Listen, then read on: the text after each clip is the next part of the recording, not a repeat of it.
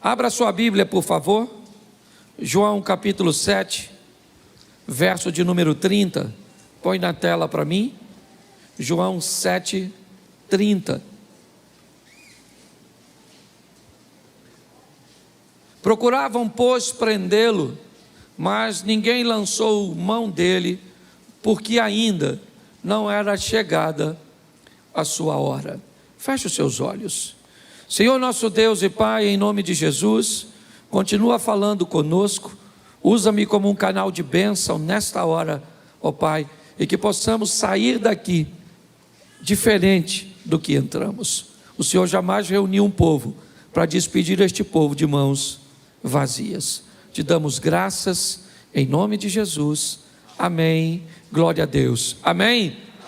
Eu quero falar um pouco com vocês sobre o tempo, as fases, as etapas da nossa vida. Eu acho que você já conseguiu entender que na verdade o tempo é um recurso, e um recurso que não pode ser reaproveitado, que não pode ser recuperado. Talvez uma das coisas mais valiosas que temos é o tempo. E quanto mais rápido nós entendermos que estabelecer um tempo de qualidade para a nossa vida, quanto mais rápido entendermos que a vida é única, curta e rápida, inevitavelmente esse entendimento vai fazer com que nós não percamos tempo, que não joguemos nosso tempo fora. É lógico que uma parte do seu tempo é extremamente saudável que você dedique essa parte para que você venha ter lazer, uma diversão, se distrair. É importantíssimo. Pessoas que acham que vieram nessa vida apenas para trabalhar, que colocam um dinamismo acima da média na sua vida e acha que isso é saudável, é só uma questão de tempo até ela descobrir que acabou ficando sozinha, acabou ficando doente e pior, não dá para recuperar mais. Filhos só são crianças uma vez na vida. Você só é jovem uma vez na vida. Casamento, certo? Aquela coisa gloriosa e satisfatória do início do relacionamento, na verdade, ele acaba acontecendo uma vez só. Então, aproveitar o tempo é algo que nós devemos fazer o mais rápido possível. Nós estamos vendo um texto que diz que tentaram prender Jesus, mas ninguém conseguiu prendê-lo simplesmente porque não era o tempo dele ser preso. Quando nós olhamos para tempo, é importante entender que Deus é atemporal. Deus vive na eternidade. Para Deus, o tempo em si, para Ele, não existe, né? Não faz diferença, Ele é eterno. Foi, é e sempre será. É assim que funciona. Mas para nós, não. Nós temos aí, né? Normalmente, a via de regra, 9 meses para nascer, de 1 ano a 2 anos para andar, de 10 a 12 normalmente para descobrir que os adultos, nossos pais, não são super pessoas. Nós temos aí basicamente 30 anos para amadurecer. Algumas pessoas dizem, profissionais da área de psicologia, que o indivíduo que não amadurece até os 30, ele pode ficar esperto, mas vai ser bobo. Já vi uns caras velhos bobo. Ele sabe ganhar dinheiro, ele tem uma situação boa, mas você começa lá, é uma bobeira. Em pessoa, o que é isso? Falta de maturidade. Se tu está com 30, acenda a luz de emergência e amadureça o mais rápido possível, ok? Quando o assunto é tempo, também eu preciso gastar um pouquinho de tempo para falar sobre a importância de nos preocuparmos com o que esse sistema está tentando fazer com o tempo da infância das nossas crianças. Se nós olharmos, nós muitas vezes não conseguimos entender por que é que tantas informações distorcidas, por que é que desenhos animados, por que é que programas direcionados para a criança na idade mais precoce possível buscam levar informações, imagens, porque no tempo da infância, no tempo dessas crianças, elas não conseguem discernir o que é uma sugestão, do que é uma informação e uma ordenança. Por que é que estão investindo? Nosso sistema de ensino brasileiro tem um material didático tão ruim. Por que é que desde que o mundo é mundo, pelo menos que eu lembro, no Brasil, a maioria de nós não fomos para a escola para aprender sobre sexo, se eu era menino, como fazia, se fazia, com quem fazia. Nós íamos lá para aprender matemática, português, moral e cívica, ciências. Lembra disso? E por que que hoje? O que aconteceu com esse tempo que nós estamos? É um tempo que está querendo estabelecer matrizes no nosso filho. Ensina o menino o caminho que ele deve. Se você não sabe obedecer a Bíblia, o diabo talvez seja mais obediente que você. O diabo, ele diz, se a Bíblia está dizendo, ensina o menino o caminho que deve andar, eu vou obedecer a Bíblia. E vou ensinar esses meninos a se comportar segundo o meu modelo. E quando eles chegarem em casa, vão conflitar com esses pais que não têm tempo de estabelecer matrizes. E quando tentarem desfazer as matrizes que o sistema de ensino, que na verdade tem nada a ver com educação, sistema de educação é em casa, a escola é o sistema de ensino. Então, quando nós olhamos para esse tempo de tanta imaturidade que busca atingir as nossas crianças, é melhor você acordar o mais rápido possível. Porém, eu aqui como pastor e aqueles que sobem aqui, o máximo que nós podemos fazer é levar a palavra de Deus até o seu ouvido. E Deus então leva do seu ouvido para o seu coração. Por isso que é muito importante para Satanás destruir você, ou destruir a sua atenção enquanto nós estamos aqui pregando. Por que é que há um ambiente tão grande de distração durante o culto? Porque é simples. Se a palavra não chega ao ouvido, não há possibilidade dela ser conduzida para o coração. Então tem que sentar alguém do seu lado que converse com você algo interessante enquanto o culto passa. Porque para Satanás é importante que no final do culto você não tenha nada na mente. Por quê? Porque se tiver na mente, preste atenção, você viu aqui o Isley vindo ministrar a oferta, e ele disse que ouviu uma palavra aqui, uma palavra que o impulsionou a semana inteira, ou seja, a palavra estava no ouvido, estava na mente. Se a palavra entrou na mente, Deus foi levando a palavra para o coração dele, e é assim que acontece. Nós já vimos em 1 Coríntios 10, 1, que pessoas estão no mesmo ambiente, vendo a mesma coisa, ouvindo a mesma coisa, porém vivendo resultados altamente diferentes. E qual é o motivo para que isso aconteça? O nível de atenção e de comprometimento que essas pessoas tomaram após receber a palavra ou a ferramenta. Quando nós olhamos para isso, talvez nós consigamos entender por que algumas pessoas têm problemas com lidar com os tempos. E eu separei algumas coisas aqui, de uma palavra que mexeu muito o meu coração, eu quero compartilhar com você. O primeiro tempo que eu quero falar com você é o tempo dos outros. Aquele tempo que não é seu, mas você gostaria que fosse. O Salmo 73, ele ilustra isso de uma forma belíssima.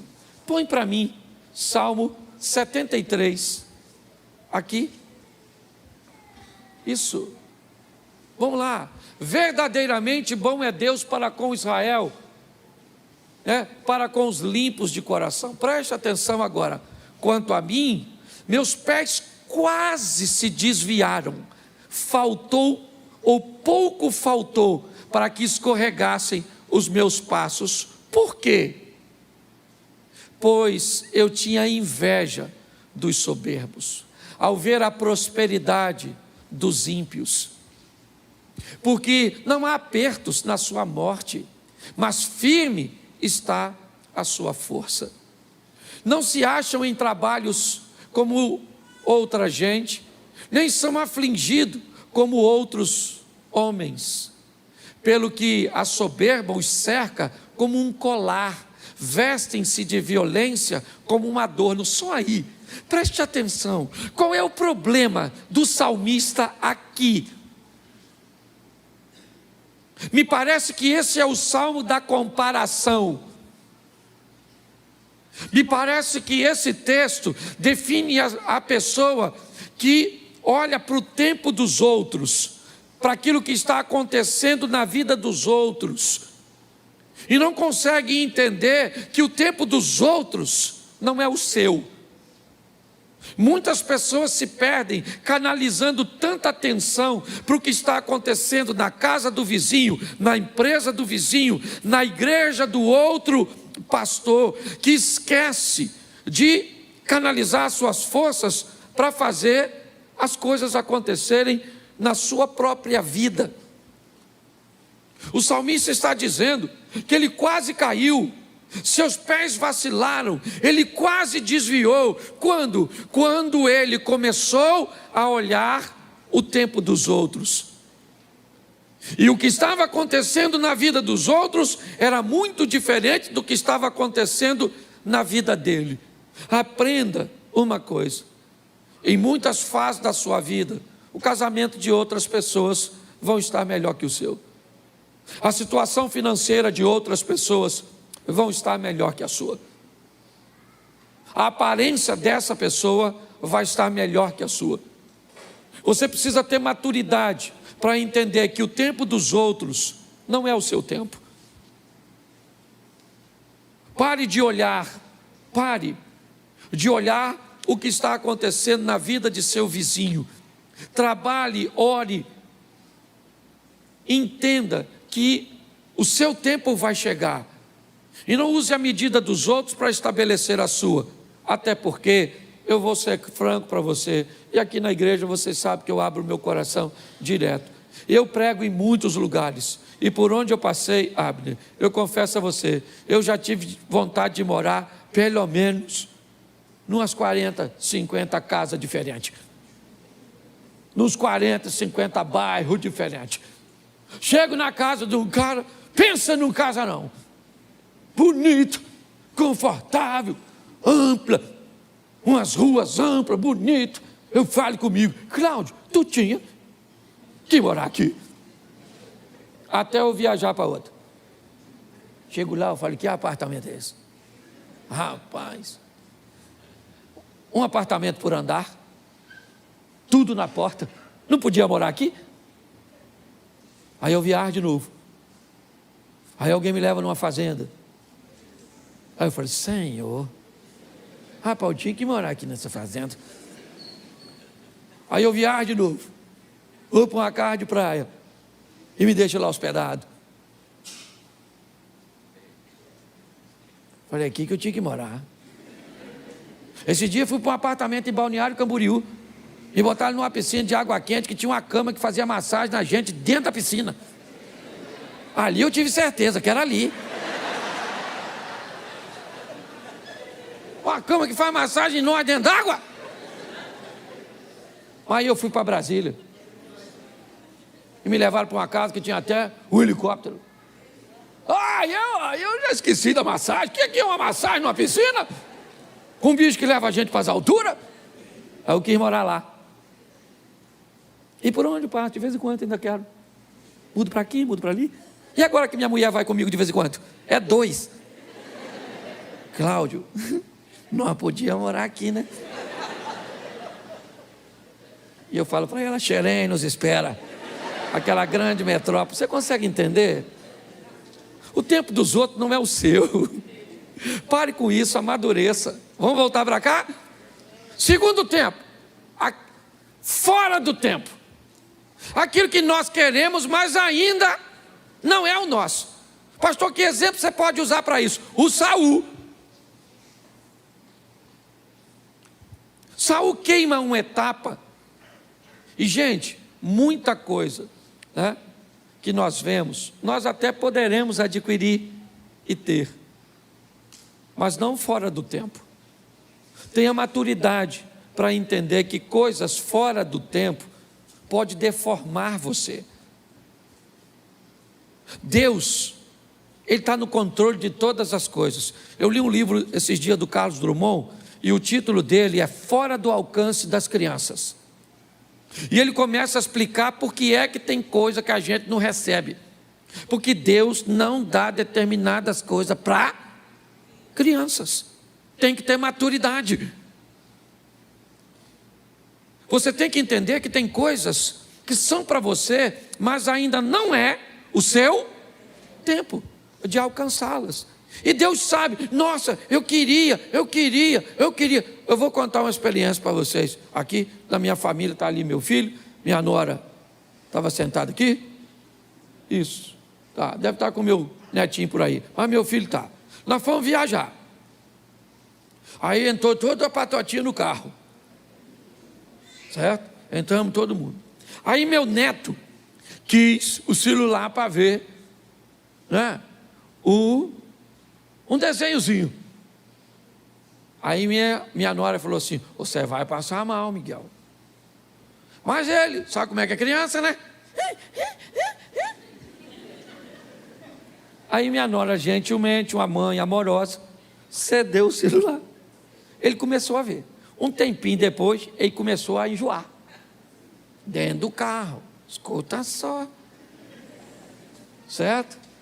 Dentro do carro. Ele podia? Sim. Mas era o tempo de ter? Não. Nós fizemos uma paradinha. O que nós fizemos? Ele pediu um biscoito. Era para dar? Nós demos. Eu fui um incentivador. Dá um biscoito para esse menino. Vô é assim, né? Diz que vô é um burro que o filho amansou para o neto montar.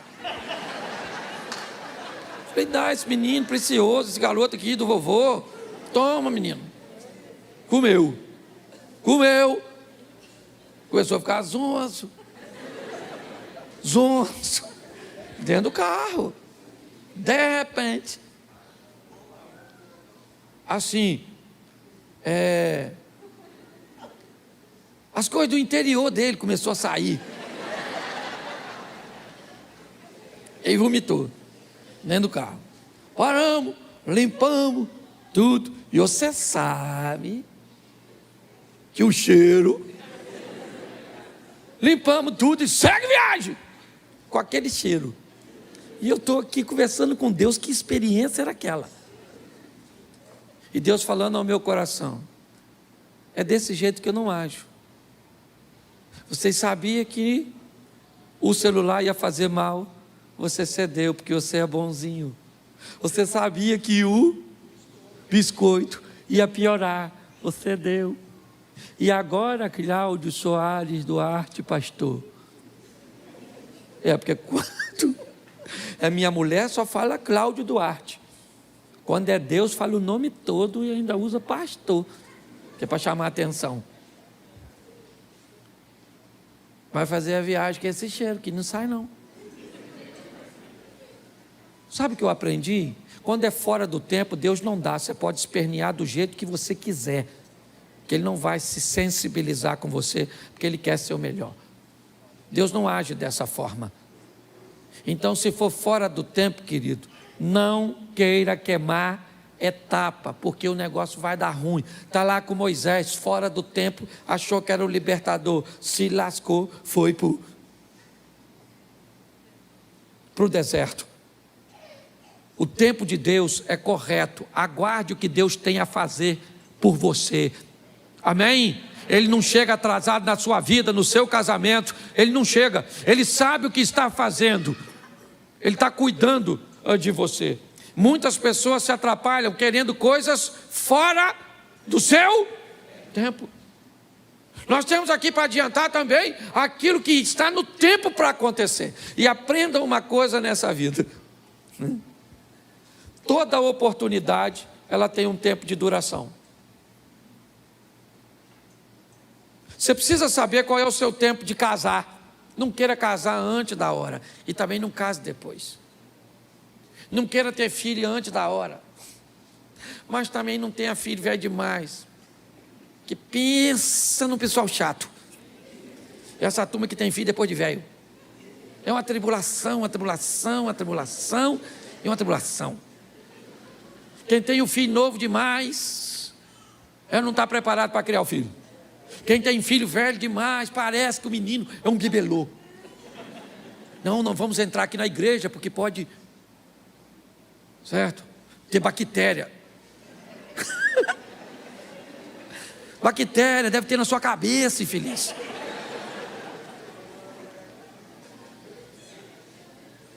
Você tem que descobrir qual é o seu tempo de casar.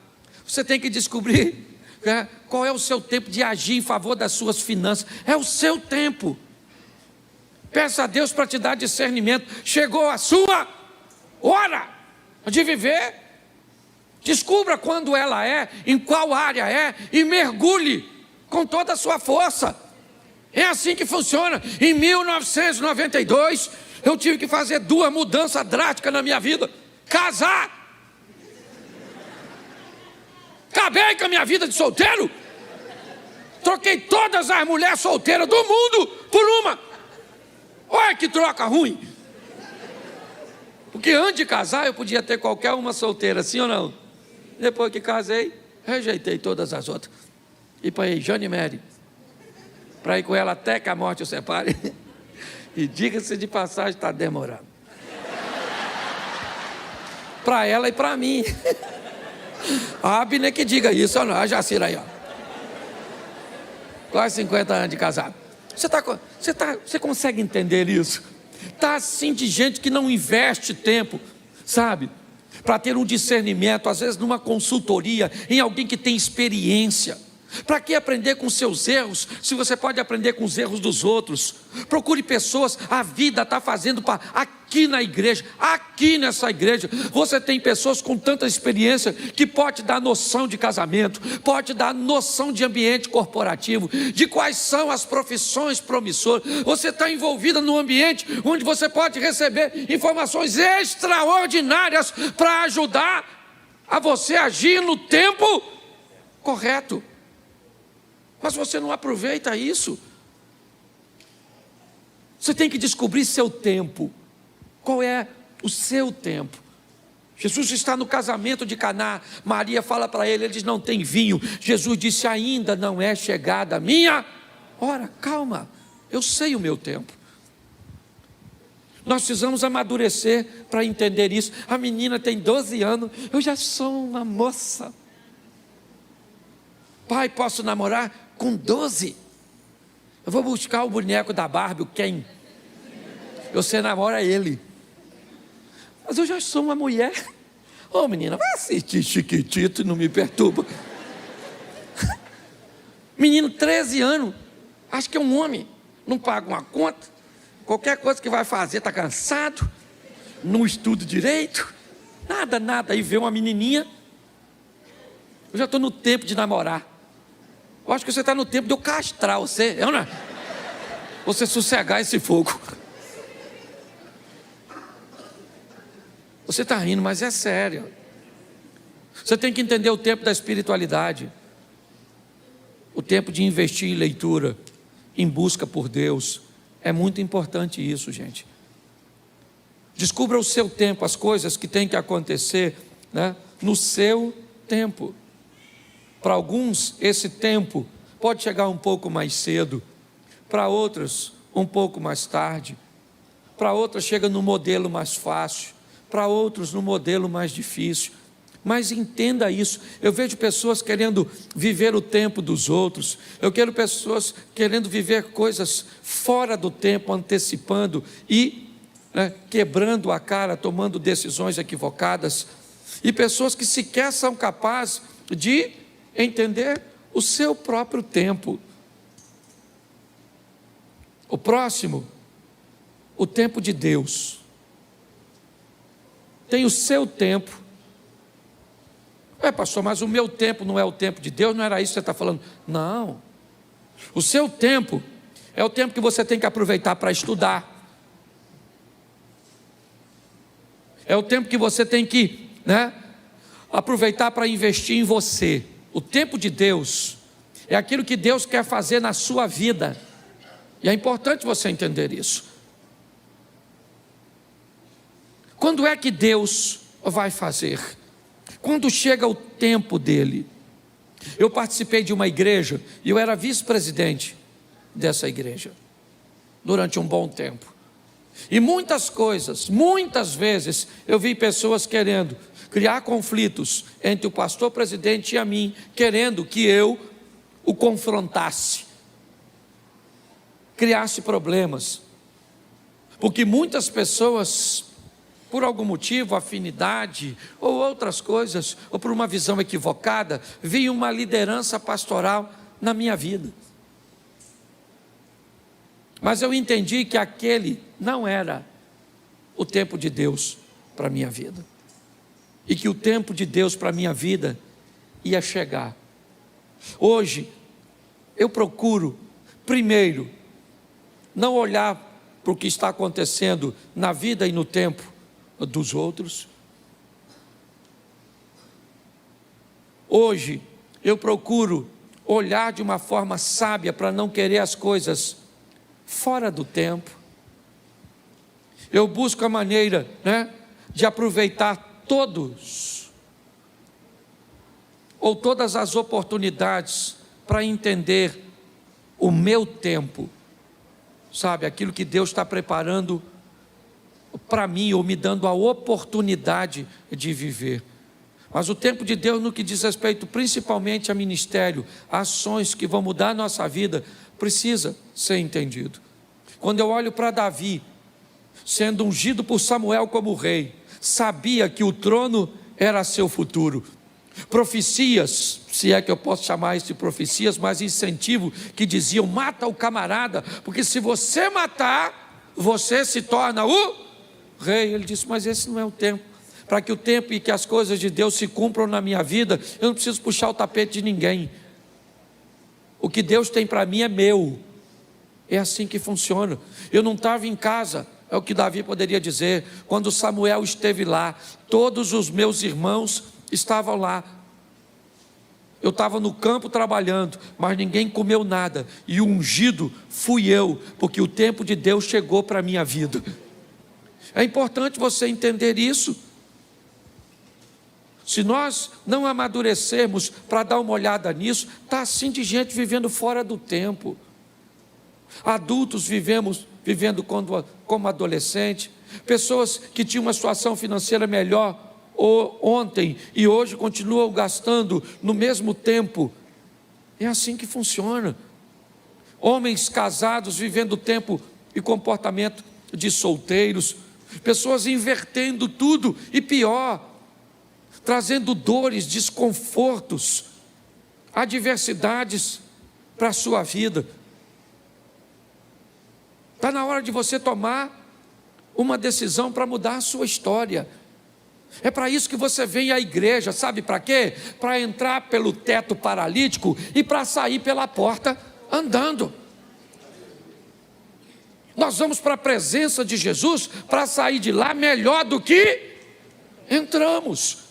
Esse é o propósito. Sair daqui uma esposa melhor, um marido melhor, um colaborador melhor, um empresário melhor, um pastor melhor, um amigo melhor. É para melhorar. O trabalho do Senhor tem o propósito de nos levar para a próxima fase da nossa vida. E para me encerrar, por causa do tempo, nós temos o fim dos tempos. Nós temos aqui, rapidinho, o tempo dos outros, fora do tempo, o meu tempo, o tempo de Deus e o fim dos tempos. Quando nós estamos olhando para esse ambiente, Mateus 24, 44, por isso, estai vós preparados também, porque o Filho do Homem há de vir a hora em que não penseis. Quando nós olhamos para esse texto, nós descobrimos que nós estamos chegando ao final dos tempos, as coisas se cumprindo, as coisas acontecendo. E por favor, igreja, não se preocupe quando vai ser. Não fique preocupado se é amanhã, se é no ano que vem. Não fique preocupado. Tenha uma preocupação: eu preciso estar preparado. Quando a trombeta tocar e Cristo voltar para buscar a sua igreja, e Ele vai voltar, porque Ele não é homem para que minta, nem filho do homem para que se arrependa. E por que é que nós investimos em vidas aqui para melhorar a sua qualidade? Porque não há evangelismo maior e melhor do que alguém olhar para você e ver Deus. Terça-feira passada, eu levei a Mary para pregar numa igreja e um pastor me chamou. Ele trabalhava na usina de Angra e ele me disse que com ele trabalhava um alemão que entendia pouquíssimo português e que falava inglês e alemão. E ele disse que criou um laço de amizade, mas que a comunicação era muito difícil entre eles. Mas que ele buscava, dentro das suas limitações, pregar Jesus para aquele homem de uma língua tão desafiadora. O homem entendia pouco, mas quem pregava era muito crente. Falava pouco e vivia muito. Dava um testemunho. O cara gostava demais dele e tolerava até ouvi-lo sem entender muitas coisas. O homem foi embora para a Alemanha e não se viram mais. Um tempo depois ele recebe a ligação da filha deste homem. E criou uma maneira, não entrei em detalhes, para comunicar a ele, que depois que o pai dela havia voltado para a Alemanha, ele aceitou Jesus como Salvador. E ele tinha falecido lá na Alemanha. E que ele deveria pegar um avião e ir à Alemanha, porque o pai dela, antes de falecer, deixou uma herança para ele, que ia mudar a vida dele. Muito mais do que o que falamos, meus irmãos, vale o que nós vivemos. A nossa sociedade está cheia de palavras, cheia de historinhas. A nossa sociedade está querendo testemunho. Não basta subir num púlpito e falar muito bem, não basta. As pessoas querem conviver com a gente, para ver como a gente vive, como a gente trata as outras pessoas, como tratamos a nossa família. Esse é um tempo que estamos vivendo, onde o Senhor está voltando. E o Espírito do Senhor está sendo derramado sobre a igreja. Aproveite esse tempo, o tempo da graça, o tempo do favor de Deus. Eu não sei o que você tem vivido, não, mas por favor, melhore a sua ótica. Não dá para demorar para ser a melhor esposa, porque Jesus está voltando. Não dá para demorar para ser o melhor marido. Não dá para demorar para ser fiel. Não dá para demorar. Ele está voltando. para buscar a sua igreja. O mundo está precisando disso. Se você acha que está desafiador agora, imagine esse período do ano que vem, o período das eleições. Deixa eu avisar a igreja de uma vez. Em julho do ano que vem, eu vou tirar um tempo para falar de política aqui na igreja. Em julho. Vou mostrar um pouco a igreja. Alguns já sabem, outros, eu não gosto de fazer isso, mas eu acho importante. E a partir de julho, nós não vamos mais falar de política na igreja, até a eleição terminar. A partir de julho, e assim que acontecer a liberação da propaganda eleitoral, eu vou pedir o favor de todos da igreja que tiverem um adesivo de política no seu carro, não estacionar dentro das nossas dependências, e que aqui dentro nós não vamos falar de política. Nós vamos orar por nossa nação, porque nós estamos aí praticamente entrando numa guerra. Talvez muitos de vocês, na última eleição, perderam relacionamentos de familiares e de amigos que saíram do grupo ou removeram você e que nem fala mais contigo direito por causa de uma eleição. Isso é um absurdo. Mas nós vamos orar para a nossa nação. A minha rede social não tem nada a ver com a igreja. E na minha rede social eu faço o que eu quiser, desde que eu não quebre princípio. Mas aqui nesse púlpito nunca subiu um político que eu franqueasse para ele esse microfone. Sempre orei e oro a todos que virem aqui. Mas nós estamos chegando num tempo, igreja, que não dá para relaxar. É o final dos tempos. Transforme-se agora, porque talvez não dê mais tempo.